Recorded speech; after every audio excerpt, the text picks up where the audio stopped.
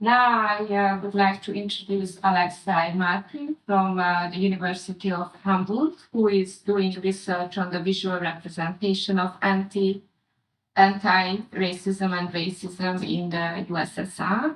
So Alexey, please come. I try to open your PPT.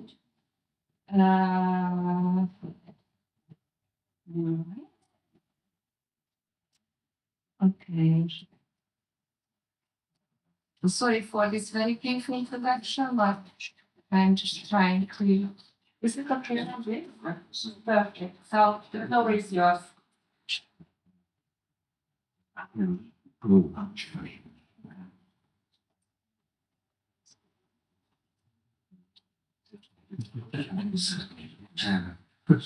Can you hear me good? Yes? Yes. So before I start to read my paper, I would like to say a few things. First of all, I capitalized black in my title and in the text, and that's a reference not just to the color of skin, but also for some kind of experience which black community did for the history and discrimination. And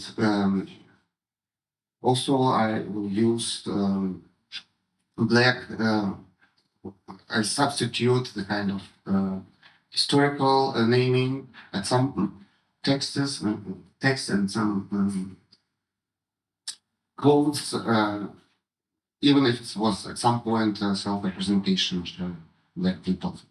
So you will see.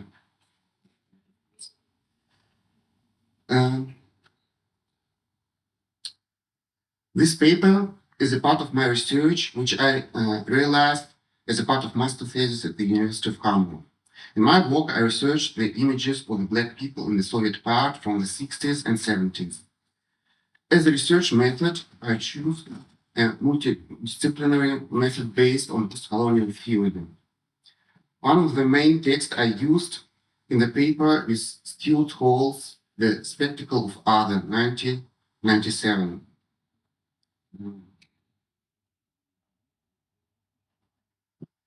In this article, I have noted the following points as important. First, modern everyday culture and mass media still transport the stereotypes from the time of slavery and imperialism of the late 19th century. Second, stereotyping, representation, difference, and power are elements of symbolic violence. Third, it is possible to use the strategies of subverting the racialized regimes of representation. And fourth, complexity and ambivalence of representation as a practice. Hall differs representation into positive and negative, but says that in the final analysis they are not fixed. Also, the term of regime of representation are playing a significant role in this text. Under the regime of representation, you understand a whole collection of images which represents black people through difference as a particular moment of time. Here's his quote. The problem with positive-negative strategy is that adding positive images to the largely negative repertoire of the dominant regime of representation increases the diversity of the ways in which being black is represented, but doesn't necessarily displace the negative. Since the binaries remains in place, meaning continues to be framed by them. The strategy challenged the binaries, but it doesn't undermine them. The peace-loving, child-caring Rastafarian can still appear in the following day's newspaper as an exotic and violent black stereotype.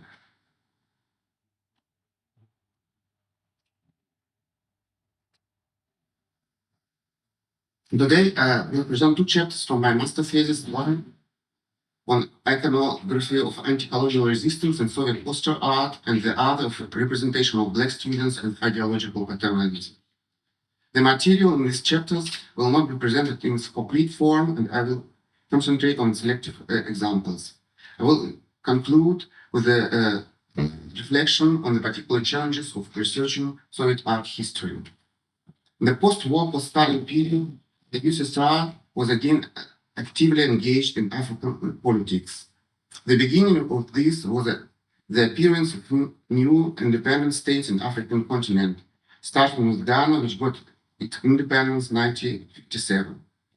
For this purpose, the Soviet Union rebuilt its science, established new research institutions, began to train specialists with knowledge of local African languages more actively, opened new universities on its territory and in some African countries such as Mali, Ethiopia, Guinea, and opened the Soviet Union to international students, which was a kind of breakthrough of isolation for the Soviet population, which had long lived behind the Iron Curtain.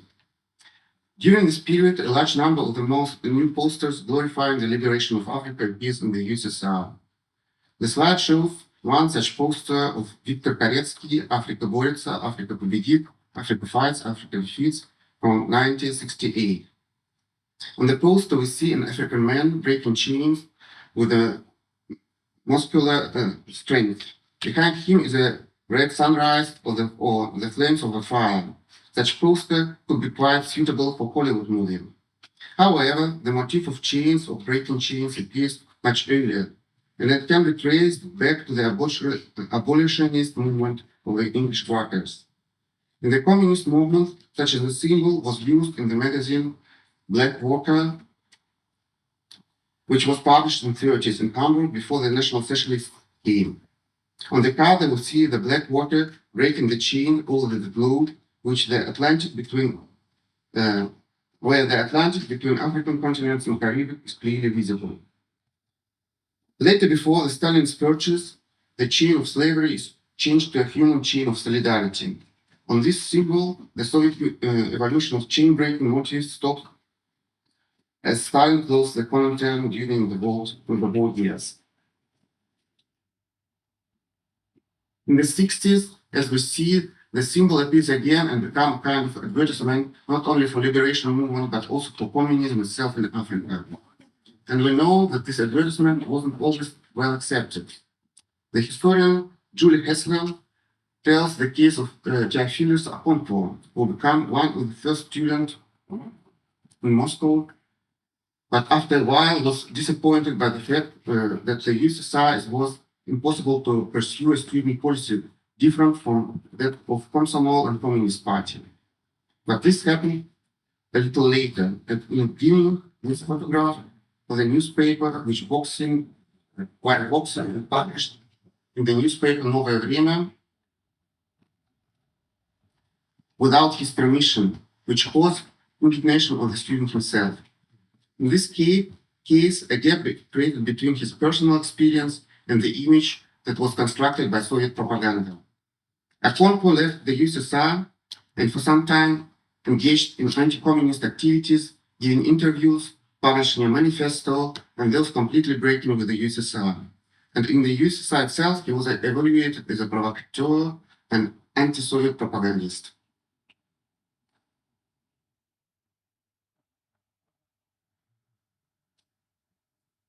In general, black students in USSR were part of the Cold War in various media on both sides.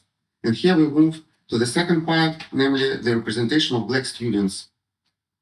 We can see on this slide that the number of students was constantly growing.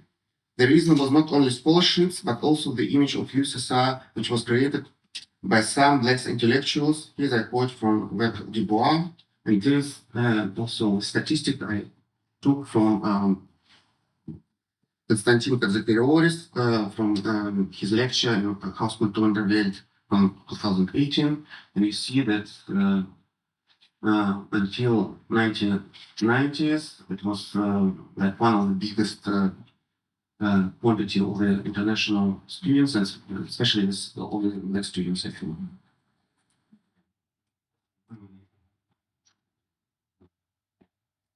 Another quotation from Webb Dubois. As a result, the black population of the United States had no way to learn of the progress of the Soviet Union and of how far Lenin was responsible for the world revolution, which is today transforming civilization not only in Europe but in Africa. Most of the leaders of Africa are more fortunate than American blacks in the knowledge of Lenin and his work. Nkrumah, in his biography, reveals that he is a Marxist socialist, and during his sojourn in England was associated with the Communist Party. His closest advisor is George Padmore, who knows of Lenin and his work and was once a member of the Comintern. Most students of Africa should study in the Soviet Union and other communist nations, and when we remember how many Africans youth are today seeking education, it is clear that an opportunity lies here for the teaching of Lenin. So it's from his short text, Lenin in Africa, from 1959.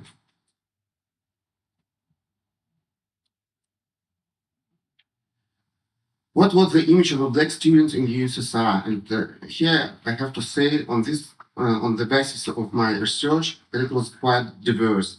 It was certainly part of the propaganda, but it was also part of the underground culture and the first encounter of Soviet citizens with the post-colonial subjectivity and part of the international black culture. There are many private portraits of students, and we know that black students also brought their musical culture to the USSR, in particular reggae style.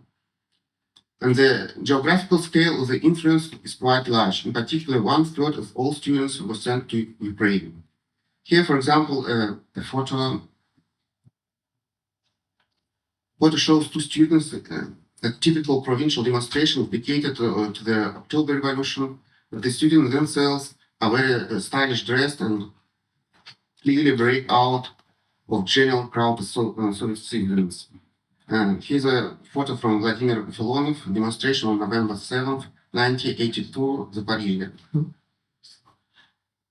But this was certainly not as smooth as the Soviet official propaganda tried to portray it. While Soviet doctrine denied racism in the USSR, the reality looked a little different. In particular, there were various incidents and even recorded cases of students being attacked and killed.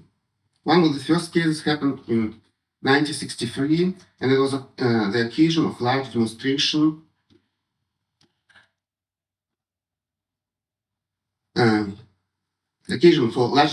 of black students in the center of Moscow. The New York Times wrote about this demonstration, and the Soviet press, Pravda, was forced to respond. In general, there is a whole detective story behind this case of the death of students, which I don't have time to tell now, but I draw attention to this photograph, which was taken by Boris Kosterev. We see black students walking with the banners towards the Kremlin. The street, for those who are well oriented in Moscow, is easily recognized. It is Potnariat. The students are carrying posters with a rather strong statement: "We breathe brown air at your place." The students are dressed in typically Soviet clothing, of kilts with collar and ushanka hats. It is important to note that this is one of the first independent demonstrations after 30 years when Stalin was fighting Trotsky's opposition in the party. So we can say that African students brought not only international black culture, but also post-colonial protest culture to the USSR.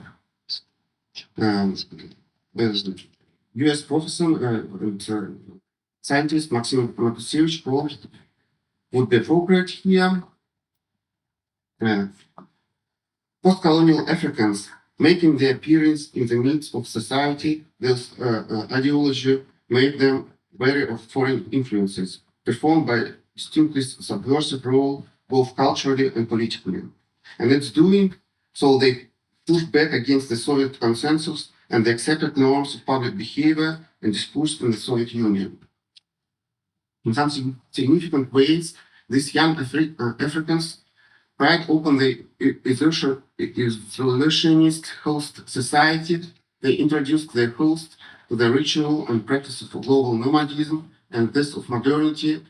In other words, the shores of Gilroy's Black Atlantic extended much further east than previously imagined, far beyond the borders of Western Europe and deep into the heart of Pax Soviética.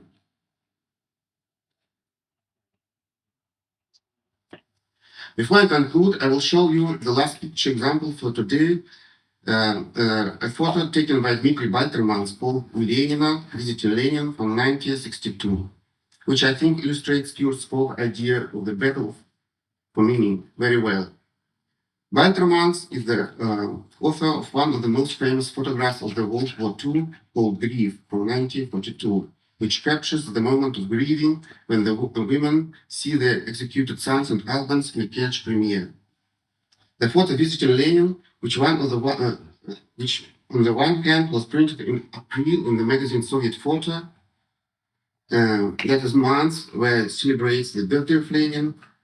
It should be a kind of ritualistic Soviet image, which was the meaning that black students come into the museum to honor the leader of the Russian Revolution.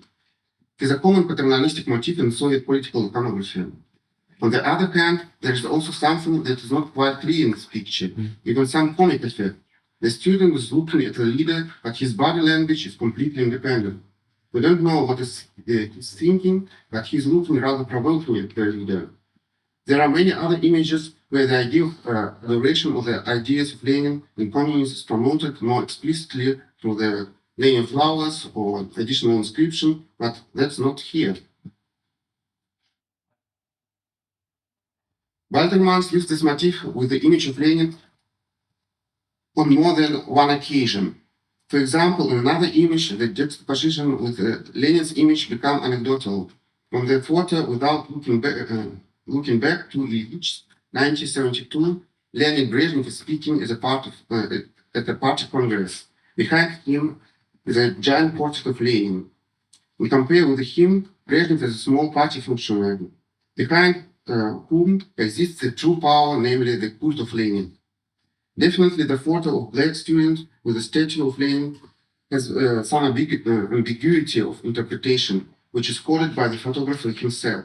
By interpreting this ambiguity, we can create a negative or positive meaning of the image of the black student.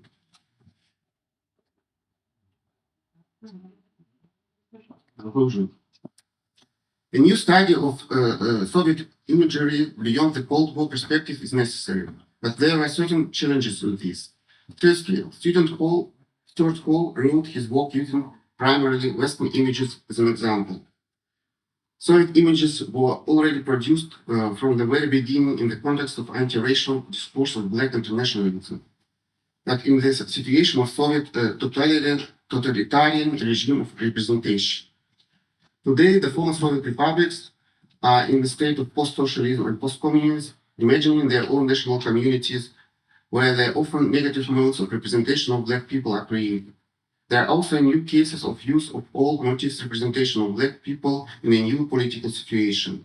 In this picture, you see the Expo exhibition during the Russia-African Conference in St. Petersburg in 2023, where Soviet posters and images are on display. To understand all images in a new context requires a new approach that includes an understanding of post-Soviet situation and national representational regimes of the new states. In fact, an approach based on different theories is needed, which includes an understanding of the study of post-socialism and decolonial theories. Second, analyzing the images requires special skills and understanding the Soviet language of postmodernism. In my work, I pay attention to the tradition of still, the Soviet culture, some kind of dissidence. Alexey Yurchak, for example, writes about this tradition in which everything was forever until it was no more. Just as negative images of blacks or African exist in Soviet underground culture, there were racist images in the Soviet representation regime, which I have not considered today because they were less present in the public discourse. And third, it is important to note that there is a liberal tradition in the Soviet dissidence narrative that is based on a rejection of Soviet politics, including anti-racist politics, which often matching with the ideas of white supremacy, as Arsène Diagal in his article Racism, the Highest Stage of Anti-Communism recently showed. Yeah, thank you very much.